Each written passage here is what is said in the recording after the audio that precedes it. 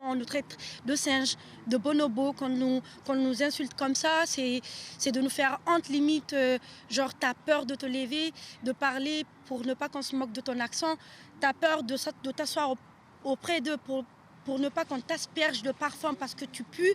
À l'origine de ces messages, des étudiants de la même promo qui ont créé il y a quelques mois un groupe privé sur Facebook et multiplient les insultes à caractère raciste. Il nous montrait carrément qu'il ne veut pas s'asseoir avec nous quand on a des groupes d'exposés, des trucs, il ne veut pas se mêler avec nous. Vous ne rêvez pas, vous êtes bien en France en 2019, pays des droits de l'homme, de la liberté, de l'égalité et de la fraternité.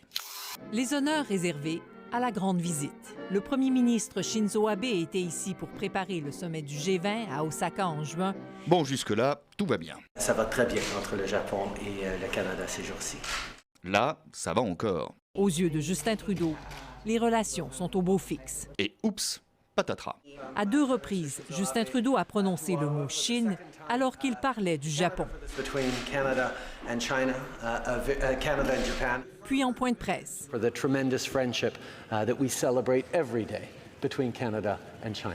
Bon, c'est pas bien grave non plus. Le monde ferroviaire est un monde opaque. C'est pas facile de comprendre comment les trains circulent et pourquoi les trains circulent comme ils circulent en Belgique. Et c'est un responsable des chemins de fer belges qui le dit. Alors pour tenter de mieux informer les passagers, Infrabel, le gestionnaire du réseau ferroviaire, a décidé de mettre une grande partie de ces données à la disposition du public. C'est une première en Europe, mais à quoi ça sert? On pourrait imaginer que pour un trajet en particulier, on pourrait vous donner en moyenne, il y a tant de minutes de retard sur ce trajet-là.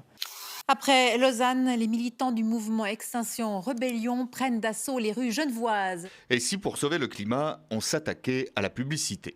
Des dizaines de panneaux publicitaires recouverts de slogans et d'images chocs. Les pétitions, les marches, ça ne sert pas à grand-chose, rien n'a changé finalement. Et donc on passe à des actions plus directes. À 11h, les traces de l'action de cette nuit avaient déjà presque toutes disparu, recouvertes par de nouvelles publicités. Zut, encore raté.